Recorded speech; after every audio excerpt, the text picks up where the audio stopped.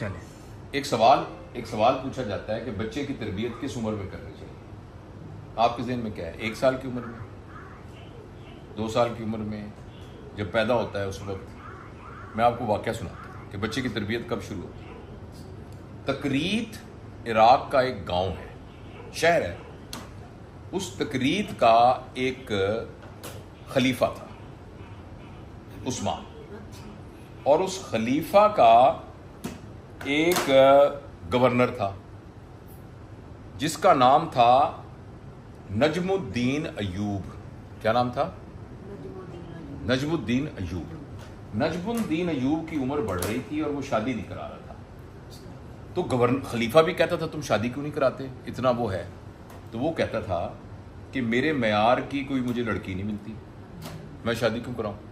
انہوں نے کہا تمہارا کیا معیار ہے، تم بڑے آخر نخرے والے کہاں سے آ گئے، تمہارا کیا معیار ہے؟ اس نے کہا میرا معیار یہ ہے کہ ایک ایسی لڑکی ہو جو میرا ہاتھ پکڑے اور میرا ہاتھ پکڑ کر مجھے جنت میں لے جائے، اور پھر ہمارے شادی کے نتیجے میں ایک بیٹا پیدا ہو، میں اور اس کی تربیت کریں، وہ ماں اتنی قابل ہو کہ میرے بچے کی تربیت کرے، وہ اس کو علم سکھائے، میں اس کو شاہ سواری سکھاؤں، اور وہ ایک شاہ سوار بنے، اور وہ پھر مسلمانوں کا جو پہلا قبلہ ہے نا بیت المقدس، اس کو آزاد کرا کے لائے۔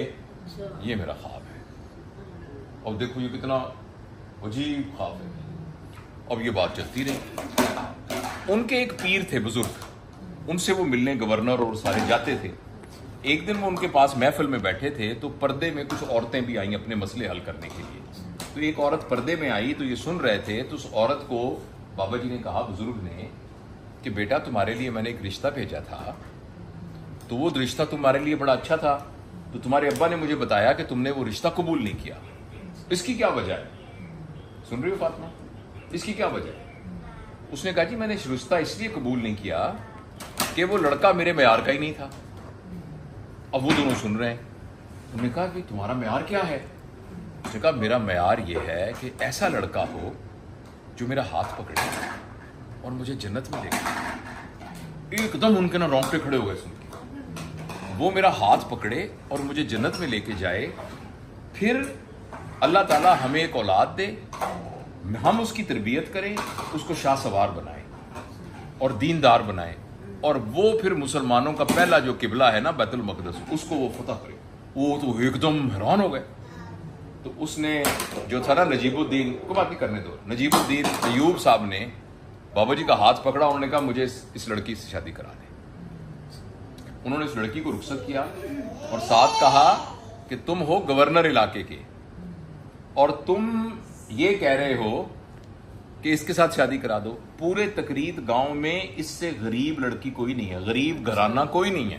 انہوں نے کہا جی چاہے غریب ہے یا امیر ہے، میں نے اسی سے شادی کر رہی ہے۔ ان کی شادی ہو گئی، ان کا ایک بیٹا ہوا، ان بیٹے کی انہوں نے تربیت کی۔ اس بیٹے کا نام تھا صلاح الدین ایوبی، جس نے جا کر بیت المقدس کو فتح کیا۔ لہذا جب ابھی لوگوں کی شادی نہیں ہوتی نا، اس وقت جو اپنے بچوں کے بارے میں ویژن سوچتے ہیں نا، وہ ٹائم ہے ویژن کرنے کا۔ اب اس بچے کے بارے میں کیا ویژن ہے ہمارا، اس بچے نے کیا کرنا ہے؟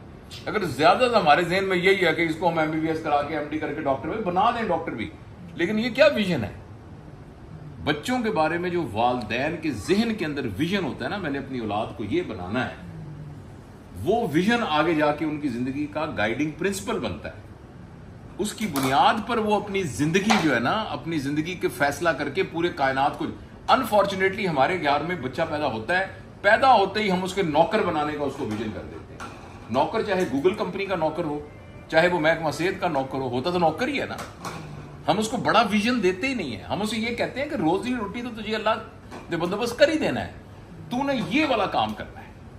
تو بس ماں باپ جو ویژن اپنی اولاد کے بارے میں رکھتے ہیں نا، اللہ تعالیٰ پھر اس کے مطابق پہ کرنا ہے۔ تو یہ ہمیں ذہن میں رکھنا چاہیے، خاص طور پہ اللہ نے آپ کو، یہ بچہ چھوٹا ہے ابھی اس کے ویژن میں نا، اس کے ویژن کو بڑا کریں، اس کو ایسا ویژن دیں کہ یہ ایسا نوبل پرائز حاصل کرے گا، یہ فزکس کے اندر بڑا کام کرے گا، یہ پاکستان کے توانائی کے مسئلے کو حل کرے گا، یہ پاکستان کے غربت کے مسئلے کو حل کرے گا، یہ دنیا کے یہ والے مسئلے حل کرے گا. یہ انشاءاللہ اللہ عز و جل اس کے ویژن میں رکھیں انشاءاللہ.